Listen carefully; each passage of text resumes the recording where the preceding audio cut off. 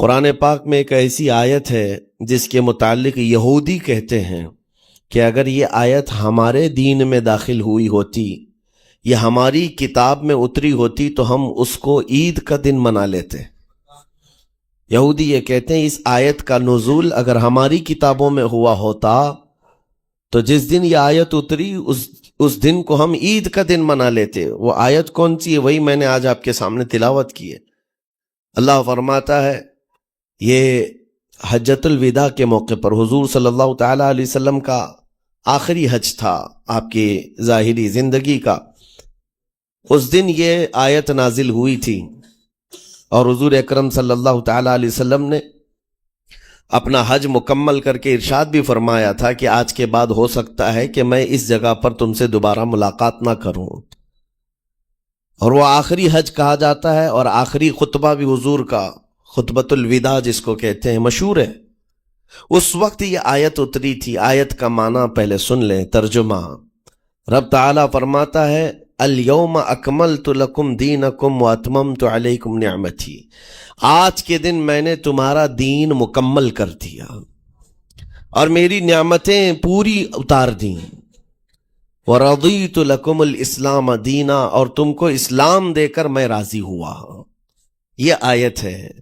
کسی بھی دین کے بارے میں یہ دعویٰ نہیں ہے کہ وہ پورا کمپلیٹ ہے سوائے اسلام کے۔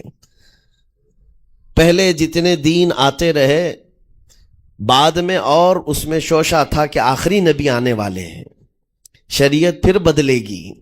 موسیٰ علیہ السلام کا زمانہ آیا، ان کی شریعت تھی، پھر اس کے بعد زمانہ تبدیل ہوا، عیسیٰ علیہ السلام کا دور آیا، شریعت بدلی ہے۔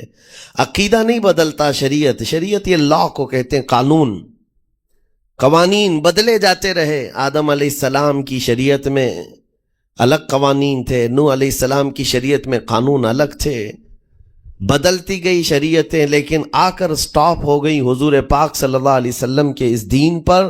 اور پھر رب تعالیٰ نے فرمایا اب دین کمپلیٹ ہو گیا، اب شریعت نہیں بدلی جائے گی قیامت تک۔ اس میں رد و بدل نہیں ہوگا۔ جو حرام ہے وہ قیامت تک حرام رہے گا، جو حلال ہے وہ قیامت تک حلال رہے گا۔ اب کوئی دنیا میں نہیں آئے گا جو اس شریعت میں کوئی نیا حلال پیدا کرے، نیا حرام پیدا کرے۔ حضور اکرم صلی اللہ تعالیٰ علیہ وسلم کا یہ دین کمپلیٹ ہے، مکمل ہے۔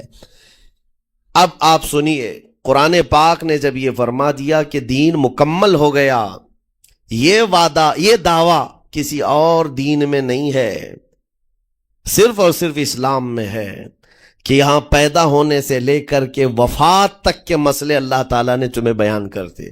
وَلَا رَطْبٍ وَلَا يَابِسٍ إِلَّا فِي كِتَابٍ مُبِينٍ، کوئی خشکی کی چیز بھی نہیں ہے، کوئی تری کی چیز بھی نہیں ہے جس کو قرآن نے بیان نہ کیا ہو۔ رب تبارک و تعالیٰ نے ساری چیزیں بیان فرما دی، تمہاری شریعت کمپلیٹ ہے۔ آج تمہیں اپنی زندگی گزارنے کے لیے لا، قانون کسی ایرے غیرے کے پاس سے لینے کی ضرورت نہیں۔ اسلام ہر قانون تمہیں دیتا ہے، چاہے بچوں کے معاملات ہوں، چاہے جوانوں کے معاملات ہوں، شوہر بیوی کے حقوق ہوں، ماں باپ کے حقوق ہوں، استاد شاگرد کے معاملات ہوں، پڑوسیوں کے حقوق ہوں، تجارت کے، لین دین کے، نکاح کے، خلا کے، عدت کے، طلاق کے، سارے مسائل پورا کا پورا تفصیل کے ساتھ اسلام تمہیں دیتا ہے۔ اس طرح کا کوئی لا پوری دنیا میں نہیں ہے جس طرح اسلام کے پاس ہے۔ ظاہر سی بات ہے، جب اسلام کے پاس اتنا بڑا مکمل نظام ہوگا تب تو پھر یہ ٹارگٹ نمبر 1 پوری دنیا میں ہوگا ہی ہوگا۔ یوں ہی اسلام سے لوگ نہیں چڑھتے، یوں ہی اسلام سے نہیں نفرت کرتے۔ ظاہر سی بات ہے کہ حسینوں سے ہی حسد ہوتا ہے، کوڑی سے کون حسد کرے گا؟ جس کو کوڑ کی بیماری ہو اس سے کوئی حسد نہیں کرتا۔ ایک حسین دوسرے حسین سے بھی نفرت کرتا، حسد کرتا ہے، یا کم صورت والا اچھی صورت والے سے حسد فطری طور پر کرتا ہے۔ اسی لیے محاورہ کہا گیا ہے کہ حسینوں سے حسد ہوتا ہے۔ تو اسلام میں جو حسن ہے تو جتنے جلنے والے ہیں اتنے زیادہ حسد کرنے والے پیدا ہوتے ہی رہیں گے۔ اب آپ کے لیے یہ فخر کی بات ہے کہ دنیا جسے ٹارگٹ نمبر 1 کہتی ہے، جس سے چڑھتی ہے اور جلتی ہے، الحمدللہ رب تبارک و تعالیٰ نے وہ دین ہمیں عطا فرمایا۔ وہ اس لیے نہیں ہے کہ لوگوں کے چڑھنے کی وجہ سے میں فخر کر رہا ہوں، اس لیے کہ میرے دین کے علاوہ کوئی دین ایسا نہیں جو یہ دعویٰ کر سکے کہ ہم کمپلیٹ لا رکھتے ہیں، صرف اور صرف اسلام کے پاس ہے۔ میں یہاں کھڑے ہو کر کے یہ صرف الفاظ کی پھیکم پھاک نہیں کر رہا ہوں، چیلنج ہے یہ۔ پوری دنیا کے کسی بھی ریلیجن کے پاس وہ سارے مسائل نہیں مل پائیں گے جو دین اسلام کے پاس موجود ہیں۔ دین اسلام کے لیے اگر آپ کو میں بتا دوں کہ اس کا جو فقہ کا نظام ہے، مسئلے مسائل، جس کو اگر آپ پڑھنے کی کوشش بھی کریں زندگیاں بیت جائیں، صرف اور صرف ایک چیپٹر پر کتابیں لکھی ہوئی ہیں۔ صرف نکاح کے مسئلے کتابیں پوری ہیں، صرف طلاق کے مسئلے پوری کتابیں موجود ہیں۔ اتنا وستار کے ساتھ، اتنا تفصیل کے ساتھ کوئی دین نہیں پیش کرتا، صرف اور صرف اسلام ہے۔ یہ باتیں میں آپ کے سامنے کیوں رکھ رہا ہوں میرے عزیزو؟ تاکہ تمہیں یہ احساس ہو کہ اللہ نے کون سی نعمت تمہیں دی ہے۔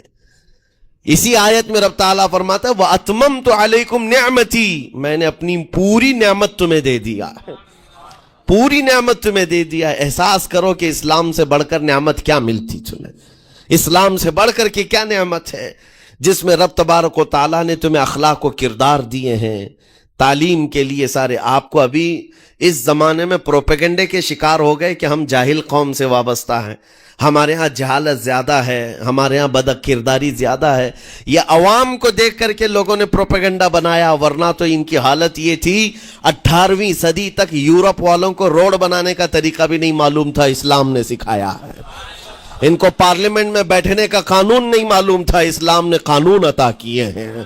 ان کو عدالت چلانے کے معاملے معلوم نہیں تھے، اسلام نے پوری کتابیں پیش کی ہیں۔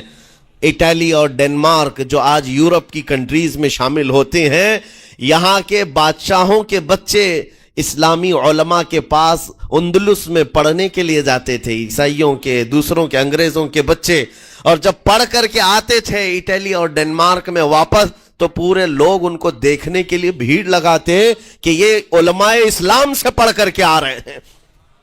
دنیا کو قلم پکڑنا سکھایا ہے اسلام نے۔ آپ کو ابھی میں اس موضوع پر نہیں بات کر رہا ہوں جو اسلام نے پوری دنیا کو دیا ہے۔ آج یہ جو گھڑی دیکھتے ہیں نا ہر جگہ پوری دنیا کا ٹائم، سب سے پہلے مسلم علماء نے اس کو ایجاد کیا ہے۔ دنیا کو ٹائم دیکھنے کا طریقہ اسلام نے سکھایا ہے۔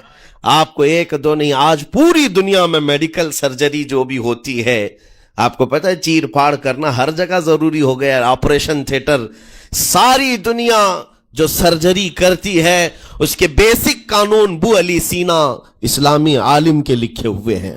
آج بھی امریکہ کی یونیورسٹی میں یہ کتاب داخل ہے، کیلیفورنیا میں۔ اس اسلامی علماء نے جو پوری دنیا کو دیا ہے وہ ایک الگ ٹاپک ہے۔ وہ اس کی ترقی اور عروج کا وقت تھا۔ اسپین میں کیمسٹری میں سب سے پہلے ایجاد کرنے والے علماء موجود ہیں، جابر بن حیان ہیں، جو الجبرا پوری دنیا کو دیا ہے۔ آج ہر یونیورسٹی، ہر کالج میں الجبرا کا سبجیکٹ ہوتا ہے۔ کس نے لکھا ہے؟ دنیا کو چلنے کا سلیقہ اسلام نے سکھایا ہے، بولنے کا طریقہ اسلام نے سکھایا ہے۔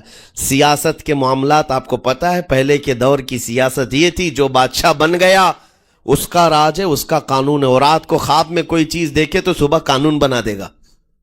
بادشاہوں کا مزاج ہے، خواب میں کوئی چیز نظر آ گئی، صبح وہ قانون بن گئی۔ تو یہ تو سلسلہ چلتا تھا پوری دنیا میں، اور آج بھی دنیا اس بات کی قرضدار ہے کہ حقیقت میں سیاست کسی نے سکھائی ہے تو وہ عمر ابن خطاب کی سیاست ہے، صدیق اکبر کی سیاست ہے۔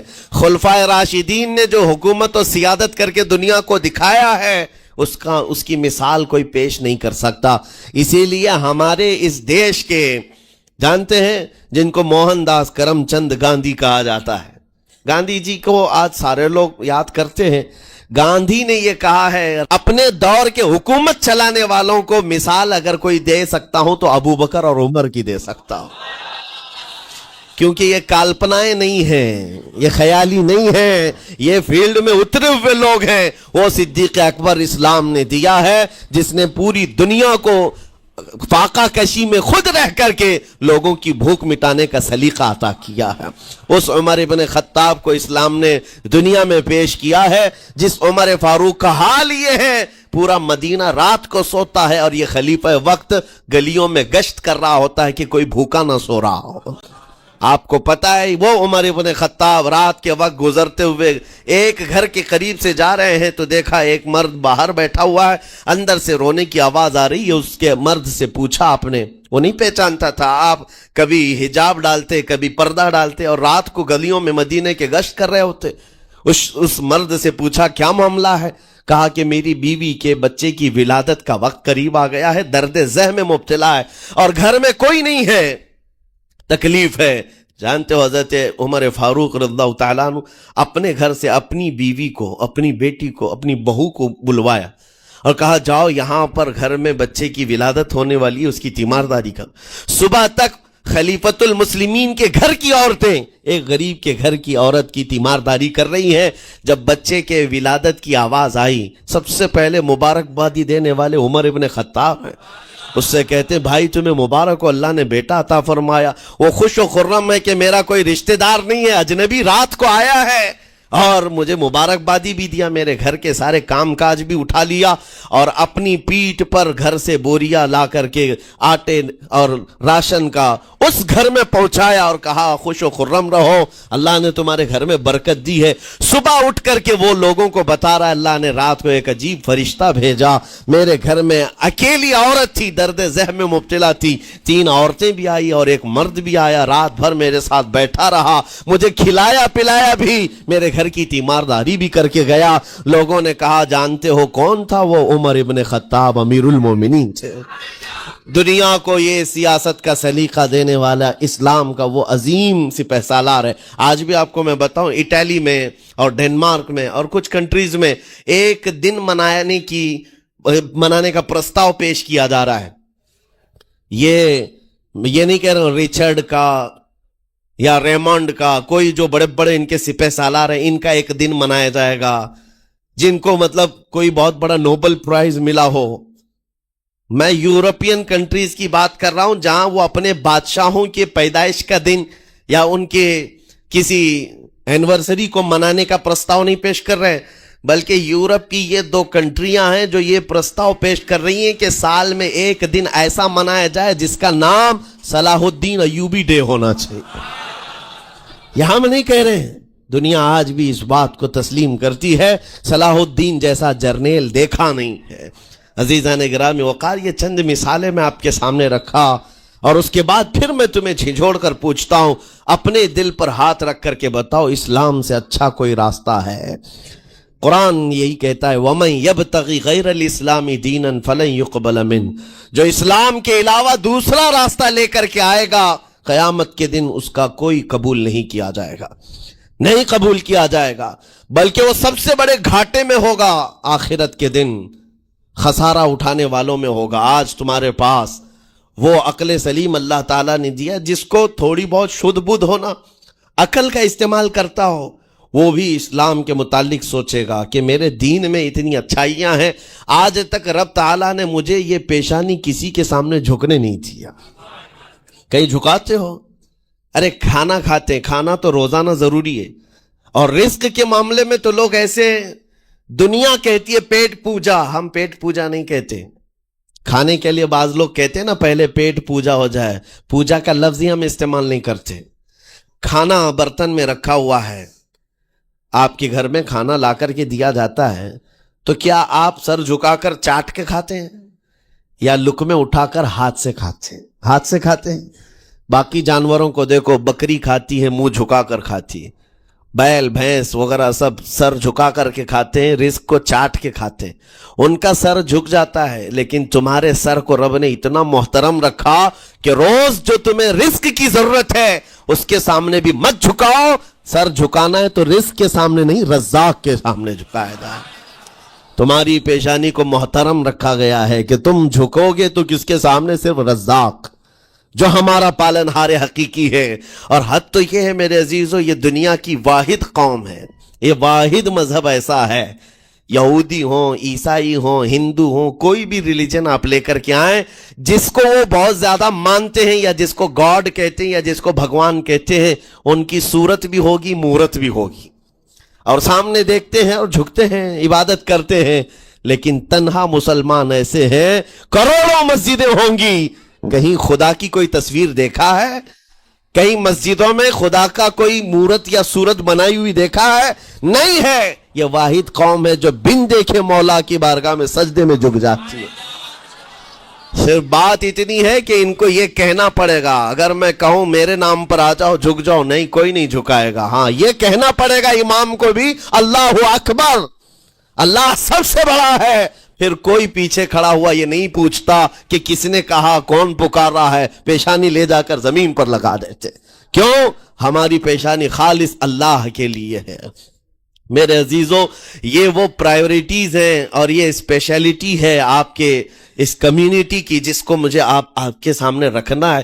اتنی سارے اچھے گلشن کو چھوڑ کر اگر کوئی بربادی کی طرف جائے تو پھر سوائے بدنصیبی کے کیا ہے اس کے پاس؟ جس کو اللہ تبارک و تعالی وعدے کیا ہو کہ تم اپنی جان اور اپنے مال کے بدلے مجھ سے جنت خرید لو، جہاں پر سارے اخلاق و کردار اور دنیا کی سب سے اعلیٰ اخلاق تمہیں سکھانے کے دعوے کیے گئے ہوں، وہ چھوڑ کر کے اگر دنیا کہیں اور جائے تو پھر تمہاری یہ ہرما نصیبی ہے. ایک بات میں آپ کو بتاؤں، سکسیس کس کو کہتے ہیں؟ کامیابی. اور ہر کوئی یہ کہتا ہے کہ مجھے سکسیس کی طرف سفر کرنا ہے. 10ویں پاس نوجوان کو بھی پوچھیں کہ کوئی بھی کورس کر رہا ہے، آگے جا رہا ہے، کیوں جا رہا ہے؟ کچھ سکسیسفل لائف گزارنا ہے، کامیاب زندگی گزارنا ہے، اس کے لیے دروازے کھٹکھٹا رہا ہے. تمہیں پتا ہے ان مسجدوں کے میناروں سے جو آواز گونجتی ہے اذان کی، اس میں ایک لفظ آتا ہے. سارے لفظ تو آپ کو یاد ہوں گے. اللہ اکبر بھی کہا جاتا ہے، اشہد ان لا الہ الا اللہ بھی، اشہد ان محمد رسول اللہ بھی ہے. اس کے بعد ایک لفظ پکارتا ہے مؤذن، حی علی الصلاۃ. حی علی الصلاۃ کا مطلب ہوتا ہے آؤ نماز کی طرف، آؤ نماز کی طرف. اس کے بعد ایک اور لفظ پکارتا ہے حی علی الفلاح، جس کا معنی معلوم ہے آپ کو؟ مؤذن یہ کہتا ہے آؤ کامیابی کی طرف، آؤ کامیابی کی طرف. ٹوٹل یہ دن میں 10 بار مؤذن پکارتا ہے.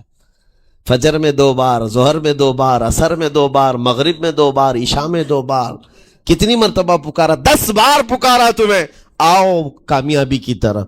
لیکن ایک بات یاد رکھو، یہ پکارنے والے مؤذن کی حالت مت دیکھو کہ یہ پکار رہا ہے، بلکہ یہ رحمان کی صدا ہے، یہ اللہ کی صدا ہے جو تمہیں بلا رہا ہے. یہ تو اپنی آواز اور اپنے الفاظ سے ترجمانی کر رہا ہے اور تمہیں اللہ کی صدا تمہارے تک منتقل کر رہا ہے. لیکن حقیقت میں بلانے والا کون ہے؟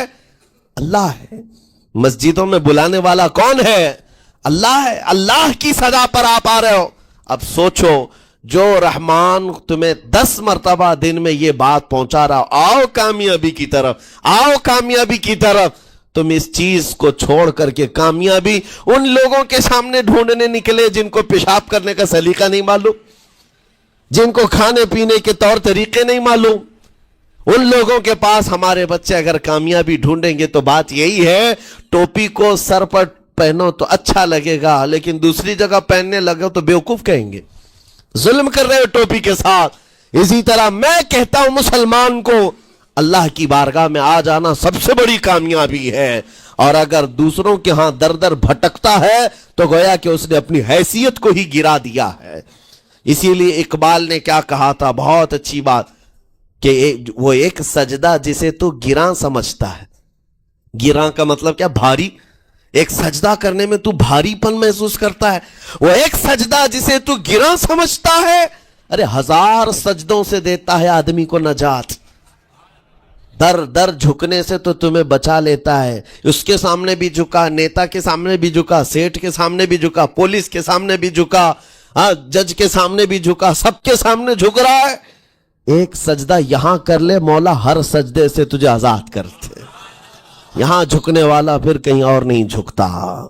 ہاں، اسی لیے شاعر نے کہا ہے، مرد حق باطل کے آگے مات کھا سکتا نہیں، سر کٹا سکتا ہے لیکن سر جھکا سکتا نہیں.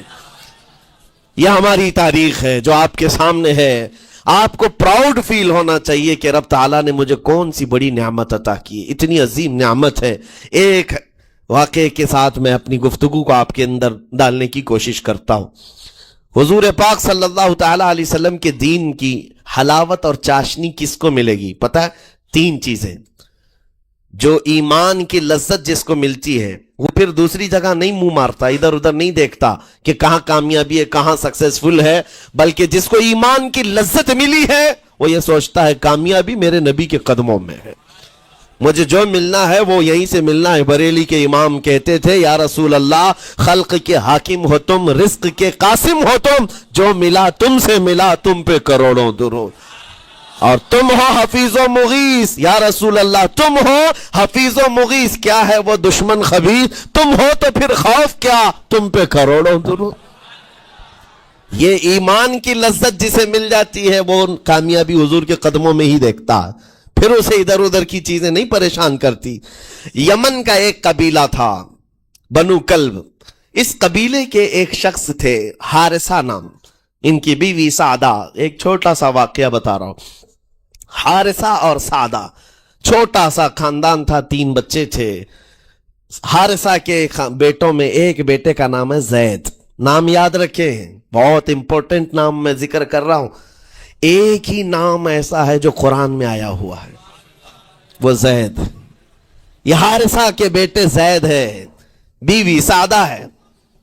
یہ حارثہ اور سعدہ 3 بچوں کے ماں باپ تھے، ہنسی خوشی زندگی گزار رہے تھے۔ سعدہ ایک دن اپنے بچوں کو لے کر اپنے مائکے جا رہی تھی، راستے میں ڈاکوؤں کا حملہ ہو گیا، مال سب چھین لیا قافلے کا، اور اتفاق ایسا کہ یہ 8 سال کے جو زید تھے ان کو بھی ڈاکوؤں نے چھین لیا۔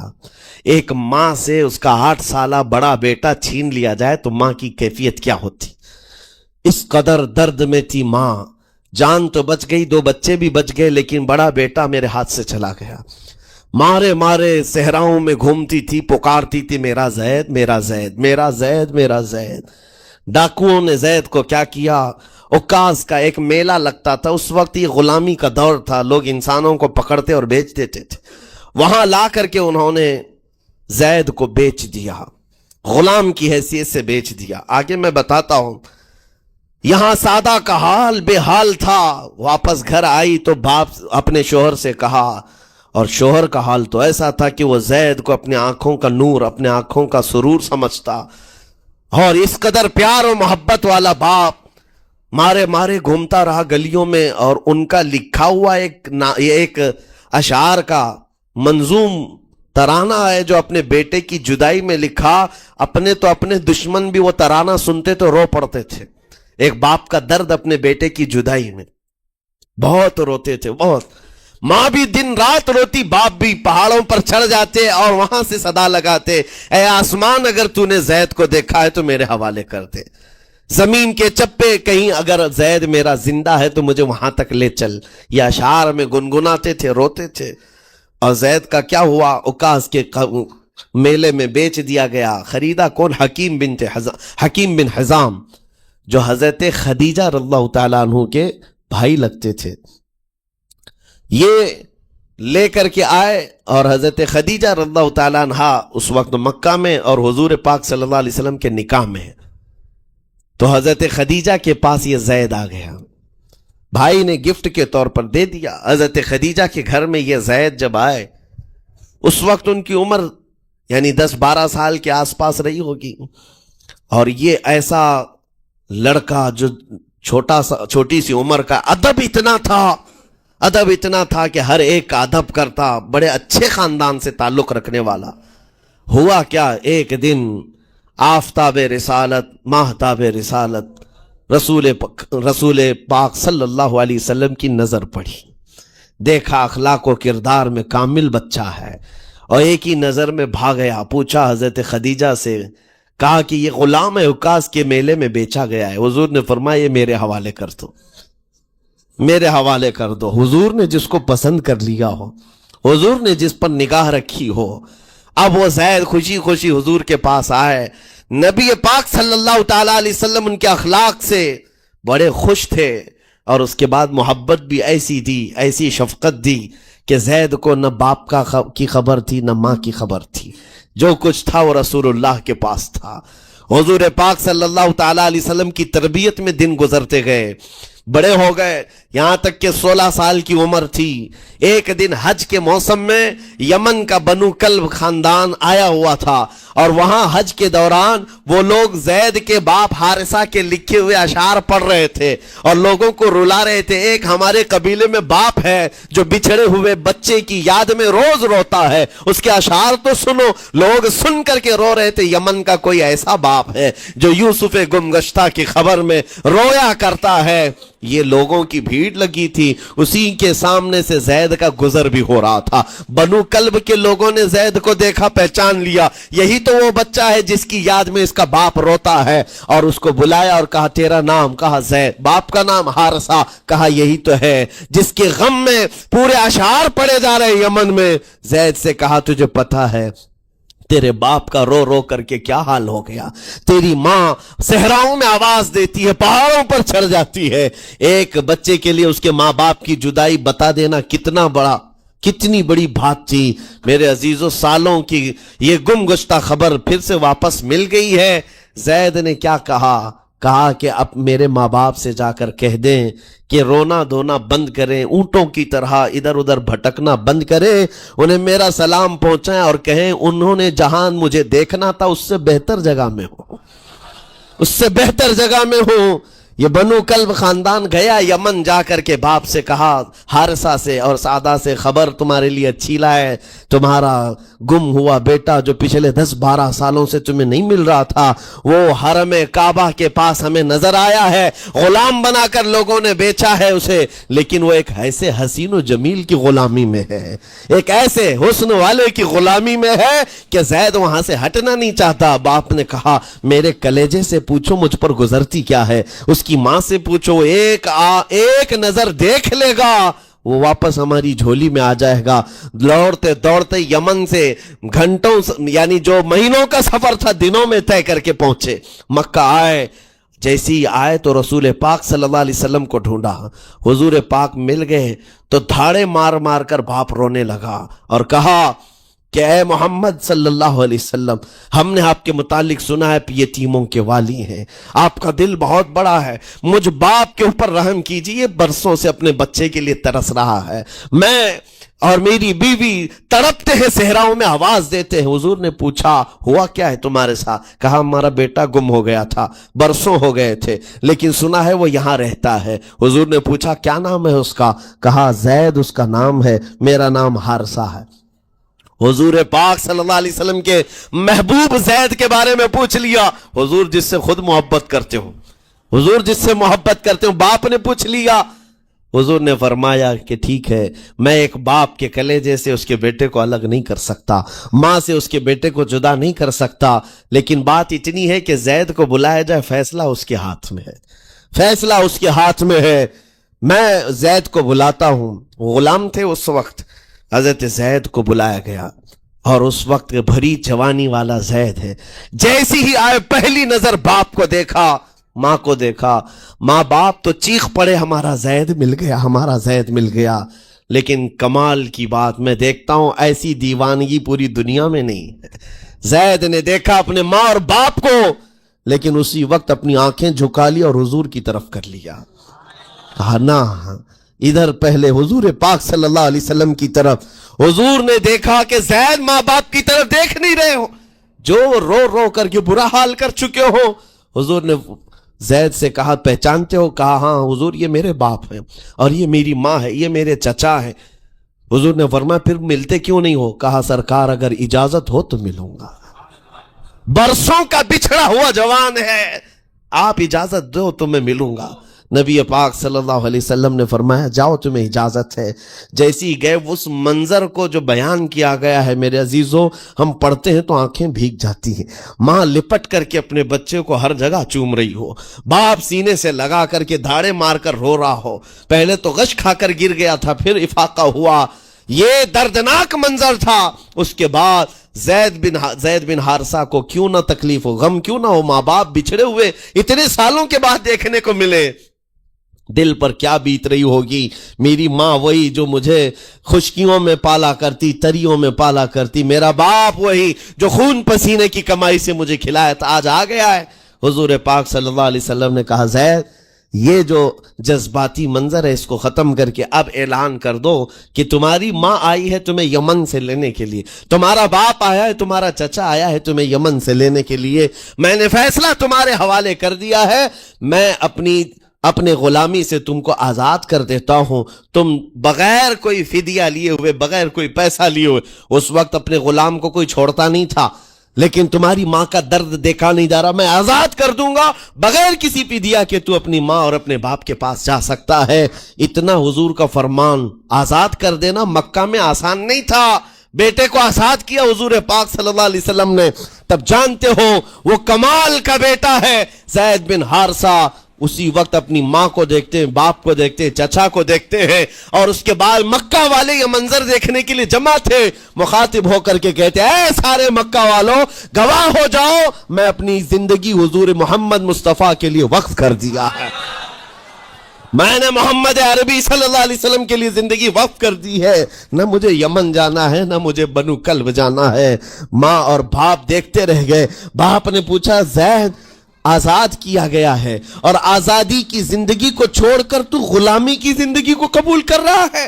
زید بن حارثہ نے اس وقت تاریخی جملہ کہا تھا، کہا بابا آپ نے جتنی شفقت کی ہوگی یا 1000 ماں باپ مل کر اپنے بیٹوں پر جتنی شفقت نہیں کیے ہوں گے اس سے زیادہ شفقت محمد الرسول اللہ نے کیا ہے۔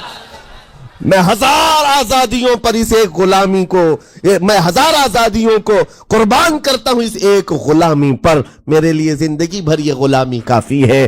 اتنا کہا تھا میرے آقا صلی اللہ علیہ وسلم نے اپنے باہوں کو پھیلا دیا، سینے سے لگایا اور زید بن حارثہ کو لے کر خانہ کعبہ کے پاس آئے۔ میرے عزیزو ان کا حال بھی ایسا ہے کہ اگر کوئی ٹوٹ کر چاہتا ہے تو یہ نہیں ہے کہ تو چاہ رہا ہے، بلکہ ان کا حال یہ ہے اتنا دیا سرکار نے مجھ کو جتنی میری اوقات نہیں، یہ تو ان کا کرم ہے ورنہ مجھ میں تو ایسی بات نہیں، آتا ہے فقیروں پہ انہیں پیار کچھ ایسا، خود بھیک دے اور خود کہے منگتے کا بھلا ہو۔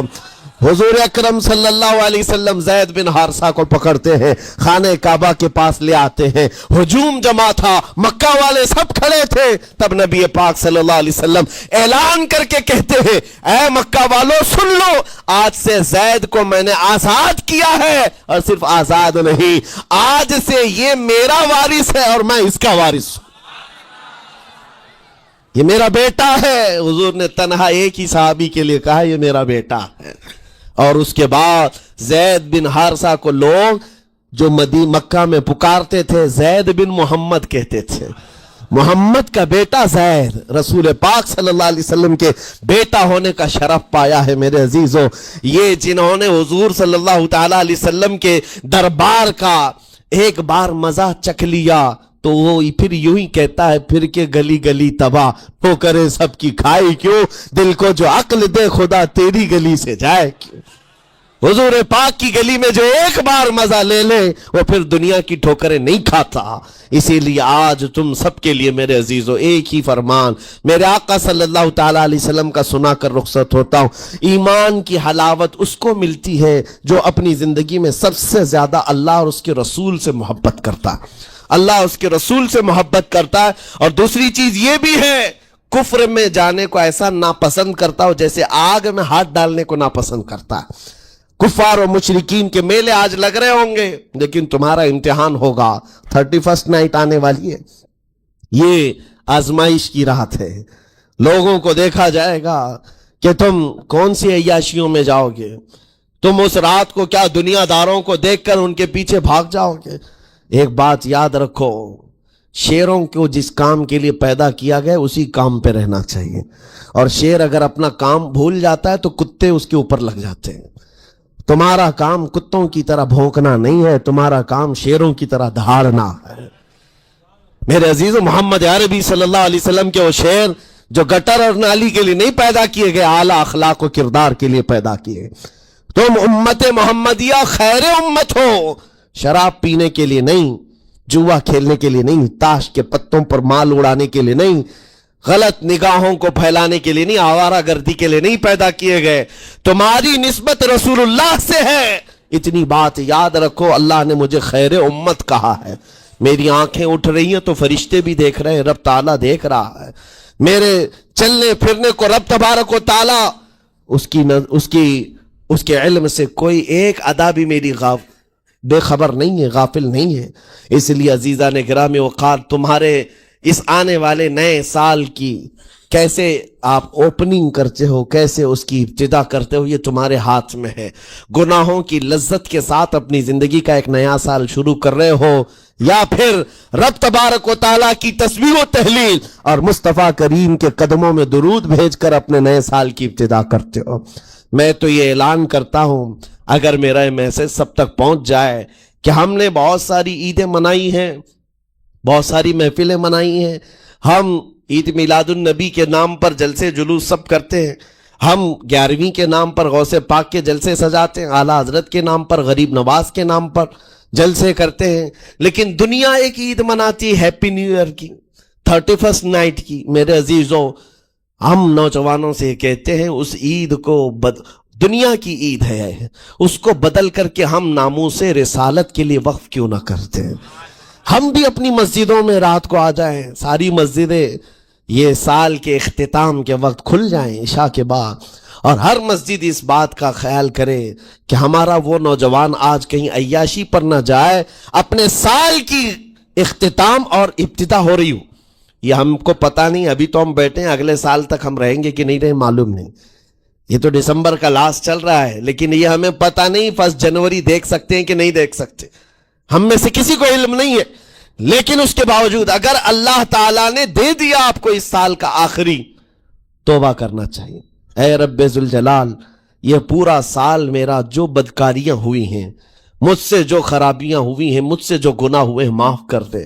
تو ایک نیا سال میری زندگی میں کھول رہا ہے، مولا پچھلے سال جو مجھ سے گناہ ہوئے، اس سال وہ گناہ نہ ہو۔ میں تیرے دربار میں پناہ مانگتا ہوں، تیرے دربار کی پناہ مانگتا ہوں ان تمام شیاطین کے شر و فساد سے جنہوں نے مجھے بدکار بنانے کی کوششیں کی ہیں۔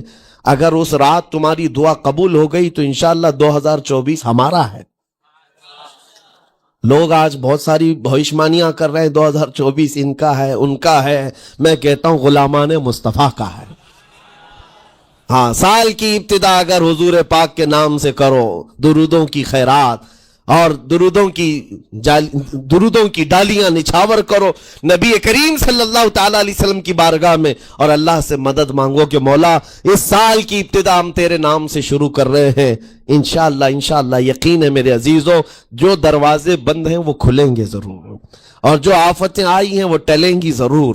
بس بات صرف اتنی ہے، قرآن بھی کہتا ہے، جس کی ترجمانی اقبال کرتا ہے کہ محمد سے وفا تو نے، تو ہم تیرے ہیں، یہ جہاں چیز ہے کیا، اے لوح و قلم تیرے ہیں۔ اللہ کریم کہنے سننے سے زیادہ عمل کی توفیق عطا فرمائے۔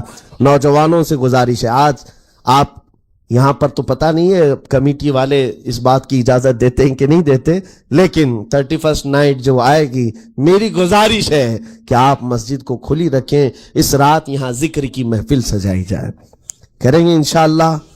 جو جہاں ہے وہ اپنی مسجدوں میں اس بات کا عہد کرے کہ آج ہم ذکر کریں گے، توبہ اور استغفار کریں، اور حضور پر درود پاک کی محفل سجائیں گے۔ اللہ تبارک و تعالیٰ آپ کے اس عزم کو قبول فرمائے۔ مولا کریم ہمیں رسول پاک صلی اللہ علیہ وسلم کے قدموں میں کامیابی ڈھونڈنے کی توفیق دے۔ مولا کریم بس اتنی دعا ہے کہ ہماری زندگی جب تک رہے تیرے نبی کے وفاداروں میں شمار فرما، اور بارگاہ مصطفیٰ میں یہ عریضہ ہے، یا رسول اللہ تیرے ٹکڑوں پہ پلے غیر کی ٹھوکر پہ نہ ڈال، جھڑکیاں کھائیں کہاں چھوڑ کے صدقہ تیرا، تو جو چاہے تو میل میرے دل کے دھلے، کہ خدا دل نہیں کرتا کبھی میلا تیرا، گندے نکمے کمی مہنگے ہیں کوڑی کے 3، کون ہمیں پالتا تم پہ کروڑوں درود، بے ہنر و بے تمیز کس کو ہوئے ہیں عزیز، ایک تمہارے سوا تم پہ کروڑوں درود، تم ہو عفو و غفور، تم ہو عفو و غفور، بخش دو جرم و خطا تم پہ کروڑوں درود، کر کے تمہارے گناہ مانگے تمہاری پناہ، تم کہو دامن میں آ تم پہ کروڑوں درود۔ یا رسول اللہ دل بے چین ہے، بے قرار ہے، گناہ جب زیادہ ہوتے ہیں تو دلوں میں گھبراہٹ زیادہ ہوتی ہے، اور ان دلوں کی گھبراہٹ کا علاج ڈاکٹروں کی گولیوں اور انجیکشن سے نہیں ہے، ان دلوں کا قرار صرف اتنا ہے، یا رسول اللہ دل کرو ٹھنڈا میرا، وہ کفے پا چاند سا سینے پہ رکھ دو ذرا تم پہ کروڑوں درود۔ وآخر دعوانا الحمدللہ رب العالمین۔